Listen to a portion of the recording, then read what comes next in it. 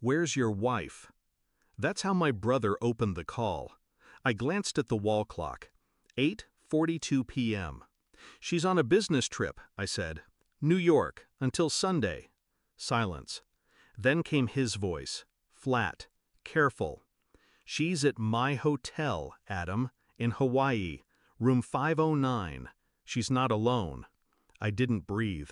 He added, "She's using your ATM card."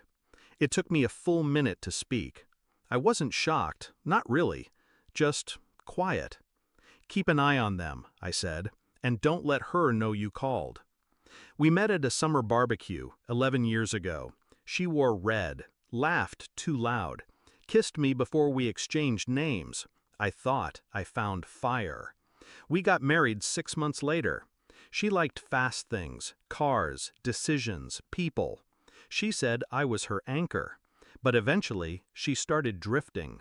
Anchors don't matter when someone wants to float. The signs came slow.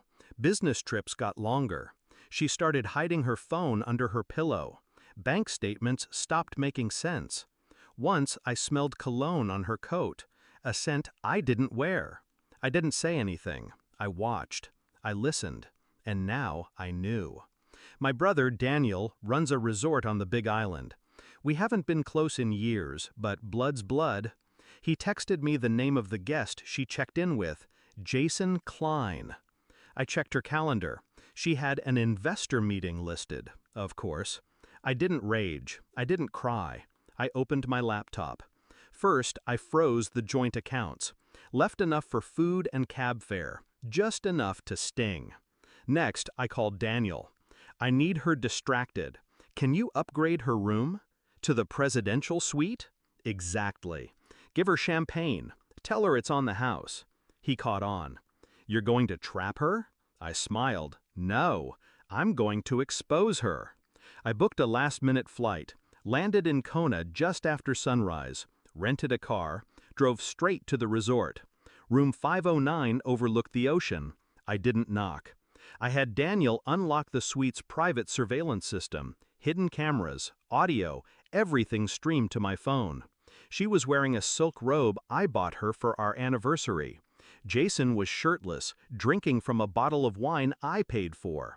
She laughed, head thrown back, carefree, like I never existed. She said something about finally being free. I watched from the hotel's bar, quiet, cold. Then I made my move. I had a small packet with me, printed copies of bank statements, photos, hotel records, a copy of the prenup she forgot she signed, infidelity clause highlighted. I slipped it into an envelope, handed it to Daniel. "Have the concierge deliver this to her at breakfast." He raised an eyebrow. "You sure you don't want to confront her in person?" "No," I said. "She'll bury herself just fine." The fallout began fast. 8:17 a.m. She opened the envelope. 8:20 a.m. Jason started yelling. 8:25 a.m. He left the room, slamming doors. And at 8:32 a.m., my phone rang. I didn't answer. She called again. And again. 54 missed calls. Texts flooded in. "I can explain. Please pick up. It's not what it looks like." Then came the rage. "How dare you freeze my accounts? I'm stranded. This is abuse." She should have read the fine print. I walked into the hotel lobby at noon, calm, composed. She was there, disheveled, pale, alone. She ran to me. "Adam." I held up a hand. No words, just a look. She stopped, just like that. I walked past her, sat at the outdoor cafe. She followed. "I made a mistake," she whispered. "He meant nothing." I nodded slowly. "You know what's funny?" I said. "You were always worried I'd leave you for someone else. But I stayed, even when you didn't." Tears welled. Real or not, didn't matter anymore. "You ruined everything," she whispered. "No," I said.